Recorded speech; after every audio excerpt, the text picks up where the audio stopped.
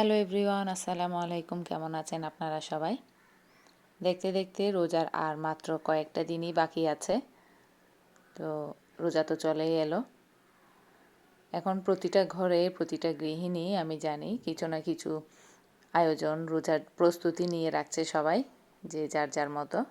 তো আমিও চেষ্টা করছি রোজার জন্য, রোজার একটু কাজ যাতে কম হয়, ইবাদতটা যাতে একটুখানি বেশি করা যায়, তাই আমি চেষ্টা করছি আজকে কিছু সমোসা আর অন্তন তৈরি করে নিব রোজার জন্য। তো এখানে আমি রেডিমেড যে আলু ভর্তাটা আছে আলুজের, ওটা ট্রাই করছিলাম। ওটা আনা হয়েছে বাসায়, তো ভাবছি আজকে তৈরি করি। প্রতিদিন করব ভেবে এটা করা হয় না। তো এখন এটা আজকে শেষমেশ ট্রাই করেই নিলাম। তো আসলে এভাবে আলু ভর্তা কিনে প্যাকেটের কিনে কখনোই আসলে খাওয়া হবে না। তারপরেও ফার্স্ট টাইম ট্রাই করা আর কি।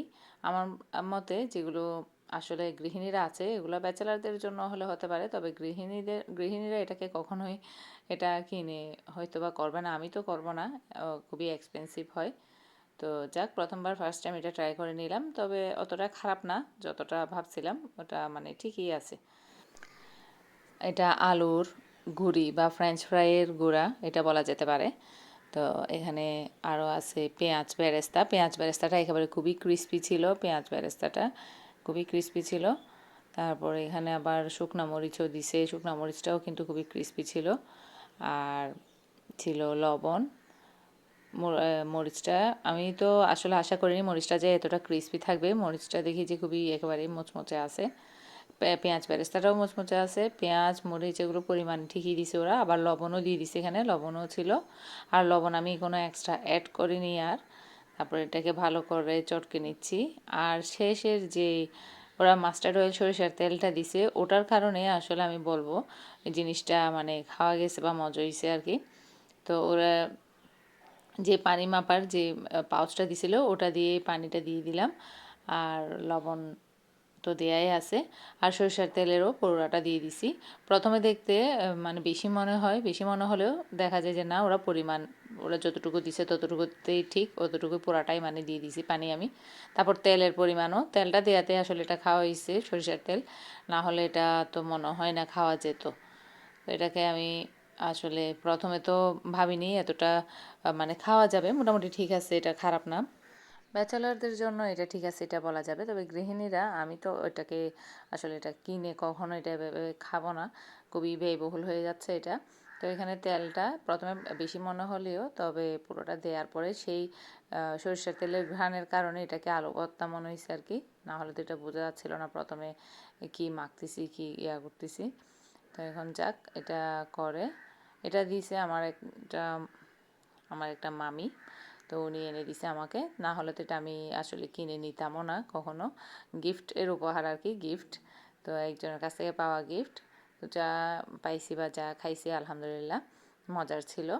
তো বাচ্চারাও খেয়ে তোরাও ওদের রিভিউ দিচ্ছে, বলছে ঠিক আছে, প্যাকেটের জিনিস অনুযায়ী ঠিকই আছে। এটা 4 জনের জন্য লেখাই আছে উপরে। তো আমি এটাকে 4 ভাগে ভাগ করে নিচ্ছিলাম আর এখান থেকে একটু করে ট্রাই করে দেখছিলাম এটা কেমন হয়েছে।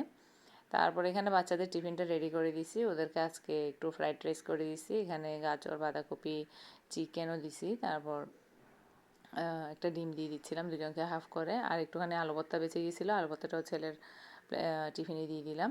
আর এখানে আমি সমোসা আর অন্থন যেটা বানাবো এটার জন্য একটা পুর দিয়েই আমি দুটোই করে নিব।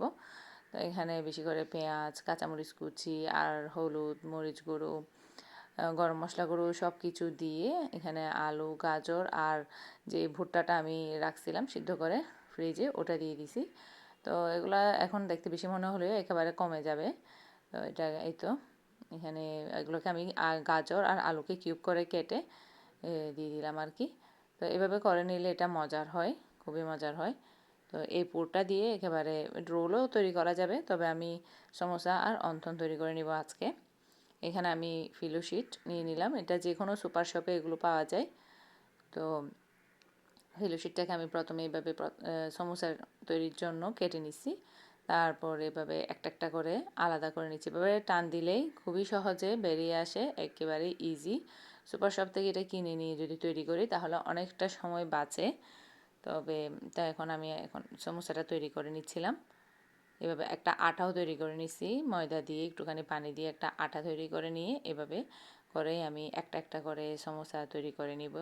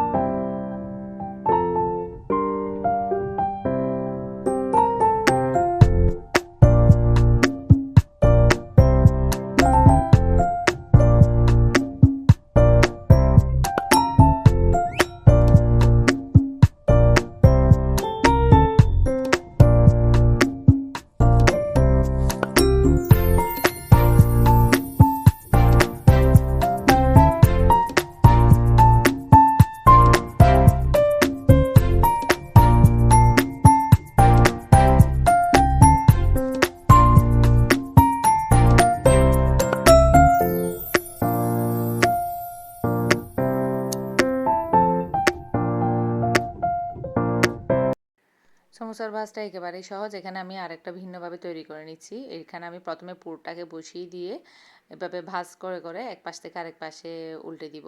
প্রথমে তো ভাজটা করে নিয়ে পুর দিছিলাম, এবার পুরটাকে আগে বসিয়ে দিয়ে তারপর এক পাশ থেকে এক পাশে এভাবে ভাজ করে নিচ্ছিলাম, আর শেষে আটাটা লাগিয়ে দিচ্ছিলাম। এটাও সহজ, প্রথমটাও সহজ আছে, এটাও সহজ আছে। এখানে দুই ধরনের ভাজ আজকে আমি করে দেখিয়েছি।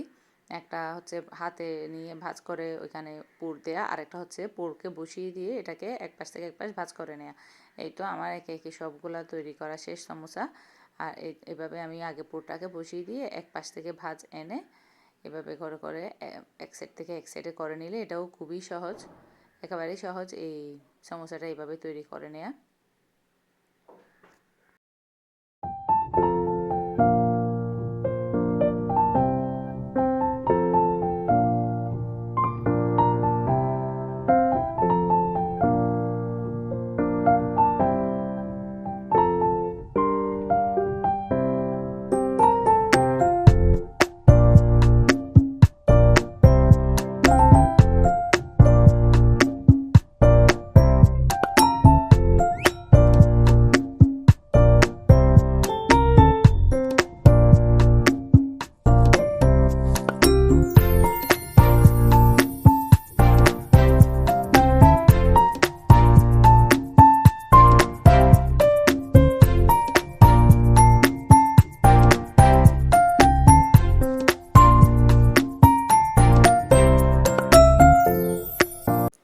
এই তো সবগুলো সমোসা তৈরি করা শেষ। এখন আমি এগুলোকে এভাবে 2 প্লেটে করে নিয়ে ডিপ ফ্রিজে রেখে দিব। ডিপ ফ্রিজে রেখে 2 ঘন্টা 3 ঘন্টার জন্য রেখে এরপর সবগুলোকে আমি একটা বক্সে নিয়ে নিব আর কি।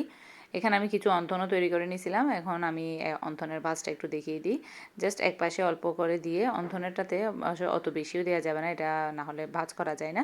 তো মোটামুটি পরিমাণ মতো দিয়ে এটাকে আমি এভাবে জাস্ট 2 ভাগে মানে 2 ভাঁজ দিয়ে তারপর 2 পাশ থেকে ওই 2 পাশের কাঁচা দোনোটা নিয়ে মানে পাশ দোনোটা নিয়ে আমি এভাবে আঠা লাগিয়ে দিছি, আঠা লাগিয়ে দিয়ে এভাবে লাগিয়ে দিব। কাজ শেষ। এটা একেবারেই ইজি আর খুবই সহজ। এভাবে করে প্রতিটা অন্থন আমি তৈরি করে নিব। এক পাশ দিয়ে পুর দিয়ে 2 ভাগে 2 বার করে ভাঁজ দিয়ে আর 2 পাশের জিনিসটাকে নিয়ে এসে এভাবে একটুখানি আঠা লাগিয়ে দিয়ে এটাকে একটার উপর একটা লাগিয়ে দিব। খুবই ইজি। সমোসা আর অন্তন দুইটা জিনিস আমি রোজার জন্য মোটামুটি তৈরি করে নিয়েছি। এখন আরও কিছু জিনিস তৈরি করার বাকি আছে, ওগুলো আস্তে আস্তে তৈরি করব আর কি।